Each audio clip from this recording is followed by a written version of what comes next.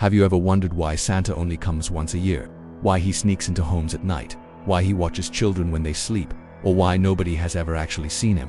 Well, one family did, and they spent the rest of their lives trying to forget. This is the true Christmas horror of the 20 Winters of Santa. It all started back in 1998, in the tiny snow-covered town of Red Elk, Minnesota. The Thompson family had just moved into their new house, an old cabin with floors that creaked in a chimney that looked older than time itself. The youngest son, Evan, was 6 years old. He loved Christmas more than anything in the world. But that year, something strange, something deeply unsettling, began to happen. On the morning of December 1st, Evan woke up to find a gift sitting at the foot of his bed. It was wrapped in plain red paper.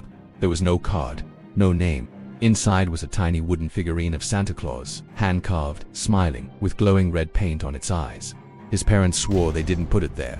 They joked, maybe Santa came early this year, but the joke didn't land. A feeling of unease settled over the house, because that night, Evan swore he heard bells jingling from under his bed.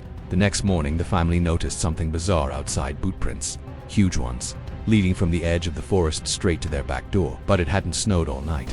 Yet these prints were fresh, pressed deep into the old snow. Evan's dad checked the security camera he'd just installed. At precisely 3:14 a.m., something tall and shadowy walked across the backyard.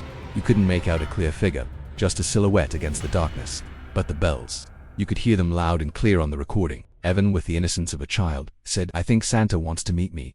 His parents laughed nervously, trying to brush it off. But that night, Evan's bedroom door creaked open on its own. A deep, breathy voice, like wind through dead trees, whispered from the darkness, "Only 19 winters left." After that night, Evan changed. He stopped talking, stopped smiling. He refused to sleep through the night in December, terrified that Santa would come back. On Christmas Eve, the family found another gift on their front porch. This time, there were no footprints, no card. Inside the box was a single Polaroid photo of Evan asleep in his bed. The parents, now frantic, rushed to the police. The police searched the woods, questioned the neighbors, and even explored the old, abandoned cabin that sat on the hill overlooking the town. They found nothing. But every winter, on the first night of December, another gift appeared. Always for Evan. Always hand-carved, always feeling like it was watching him. By the 10th year, Evan was 16. He wasn't scared anymore. He was angry. He wanted answers. So, he decided to stay awake all night with a flashlight and a baseball bat, ready for a fight. At 2:58 a.m. he heard a heavy thump, thump, thump on the roof. Then, the faint jingle of bells. Then, a scraping sound, as if something was sliding down the chimney. Evan crept into the living room just in time to see it. A hand, long, white, and covered in what looked like frostbite.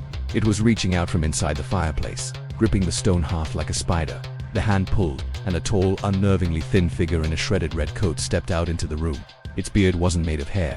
It was made of jagged icicles. Its eyes glowed with a faint, sickly red light. This thing wasn't jolly. It wasn't human. The creature leaned forward, and its whisper filled the room. 10 winters left. Evan finally. Evan's parents told him the truth.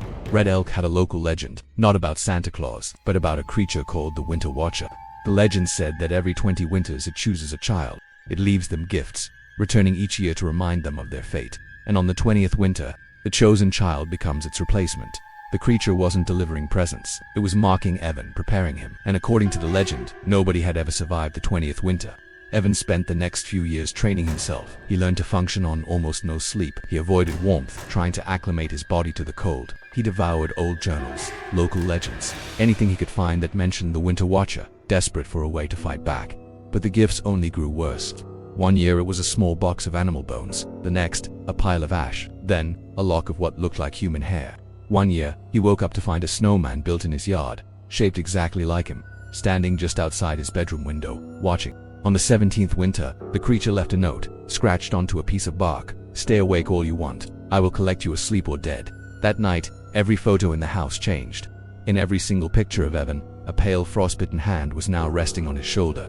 The second tool last year arrived.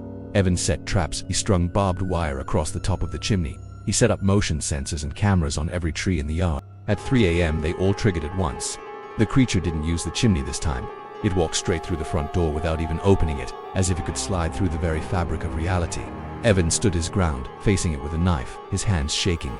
The creature leaned in close, its breath as cold as death, and whispered, "One winter left, and then you take my place." And just like that, it vanished into the shadows. December 1st, 2018, the 20th winter. Evan, now 26 years old, prepared for the final confrontation. A blizzard was raging outside. The lights in the house flickered. He had gathered every gift from the past 20 years and laid them out in a circle in the living room. At 3:14 a.m., the exact time it first appeared on camera, the creature materialized in the doorway. It seemed taller than ever, carried by a wind that wasn't natural. It spread its long, skeletal arms and its voice echoed through the house. The contract is complete, but Evan wasn't helpless. In his research, he had discovered something crucial. The Winter Watcher can only take someone who has accepted its gifts. So, as the creature moved toward him, Evan grabbed all 20 gifts and threw them into the roaring fireplace. The creature let out a scream, a horrific sound like cracking glaciers and dying stars, and the flames in the fireplace roared, turning a brilliant, unnatural blue. The entire house shook, glass shattered. The creature reached for Evan, its form melting, twisting, and dissolving in the searing blue light.